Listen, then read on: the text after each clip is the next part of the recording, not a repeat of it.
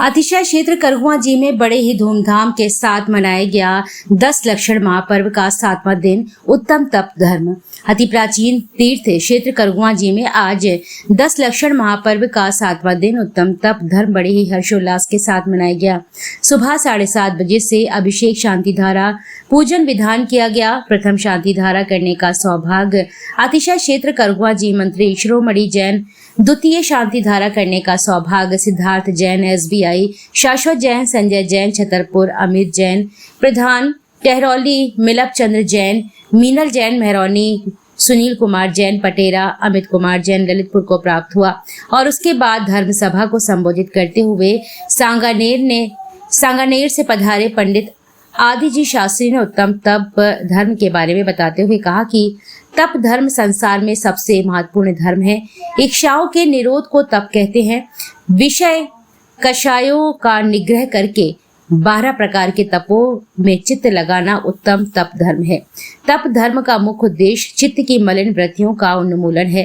अतिशय क्षेत्र करगुआ जी स्थित सभी वेदियों पर सामूहिक पूजन किया गया, जिसमें पूर्व केंद्रीय मंत्री प्रदीप जैन, आदित्य सुधीर कुमार जैन सिविल लाइन, दिगंबर जैन पंचायत समिति के वरिष्ठ उपाध्यक्ष सुभाष जैन बिजली वाले, करड़ स्थली चंद्रोदय तीर्थ मंत्री राजकुमार जैन, बाबा विधिक सलाहकार अशोक जैन, जैनित जितेंद्र जैन सीपरी बाजार, विजय जैन, वीरेंद्र जैन नोएडा, संजय जैन छतरपुर, सत्यजीत जैन, संतोष जैन जल निगम, विकास जैन, दीपक जैन वैद्य, दीपक जैन रेलवे, नरेंद्र कुमार जैन नारायण बाग, अरविंद जैन वैद्य, अंकित जैन, रजनी जैन, कामना जैन, रजनीश जैन, डॉक्टर अभिषेक जैन, अशोक जैन तेजपुर, डॉक्टर अमित जैन, सनत जैन लाल, नरेंद्र जैन, फूलचंद जैन, कुमारी मीनल जैन सहित कई लोग मौजूद रहे। क्या पर्व है? हमारे जैन धर्म के सबसे बड़ा त्योहार 10 लक्षण महापर्व, जो साल में एक बार आता है और इसमें हमारे 10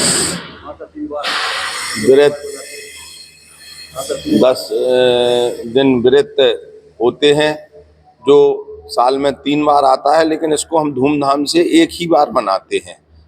तो उसमें उत्तम क्षमा, आर्जव, मार्जव, शौच, सत, संयम, तप, त्याग, आकिंचन, ब्रह्मचर्य 10 धर्म होते हैं। आज हमारा 7वां दिन है और उत्तम तप धर्म का दिन है, जिसे आज हमारे सभी श्रद्धालुओं ने बड़े अतिशय क्षेत्र करगुआ जी में बड़े ही धूमधाम से सुबह 7:30 बजे से पूजन विधान, शांति धारा, अभिषेक और उसके बाद हमारे सांगानेर से पधारे आदि जी शास्त्री द्वारा प्रवचन हुए।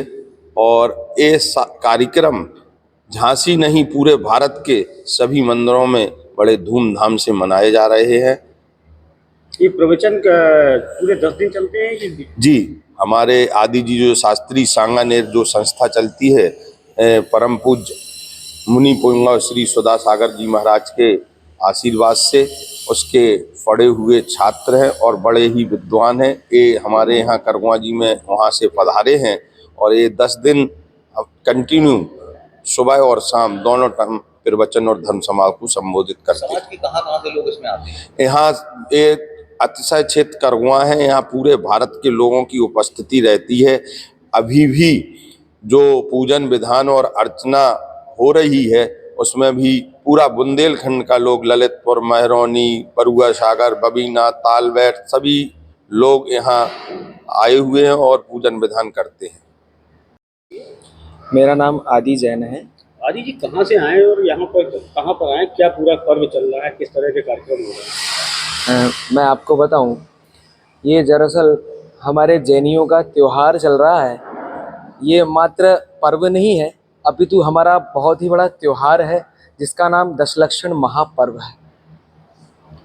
बंधुओं, बाकी सारे त्योहार हमारे इस पर्व के सामने, हमारे इस महात्योहार के सामने बहुत ही फीके हैं।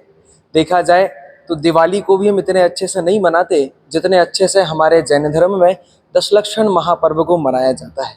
मैं सांगानेर संस्थान से, श्री दिगंबर जैन श्रवण संस्कृति संस्थान से तीर्थ क्षेत्र करगुआ जी में 10 दिनों के लिए धर्म आराधना और श्रुत का संवाहन करने के लिए श्रुत की आराधना कराने के लिए करगवा क्षेत्र में आया हुआ हूँ।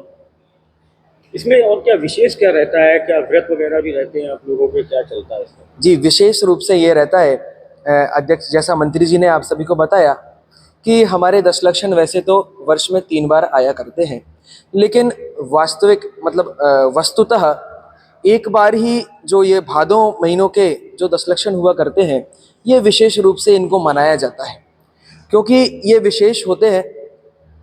और इन 10 लक्षणों में, इन 10 धर्मों में वास्तविकता में हमें वो आनंद, वो व्रत हम करते हैं जो हम साल भर नहीं करते। कहा जाता है कि जो लोग साल भर मंदिर नहीं आ पाते वो 10 लक्षण में जरूर मंदिर आते हैं, क्योंकि हमारे जैन धर्म में ऐसा बताया गया है कि साल भर में, साल में मान लीजिए आप 365 मान के लीजिए 365 दिन होते हैं साल में, तो 355 दिन जो हमने काम किए, 355 दिन जो हमने पुण्य किए, वो उन कर्मों का फल अलग होगा। मान लीजिए मैं अभिषेक करने आता हूँ, साल भर अभिषेक करता हूँ, लेकिन 355 दिन जो मैंने अभिषेक किया उसका पुण्य अलग, और इन 10 दिनों का, इन 10 दिनों में जो पुण्य किया, जो अभिषेक किया, जो पूजा की, जो प्रभु की शांति धारा की और श्रुत की आराधना की, उसका पुण्य अलग।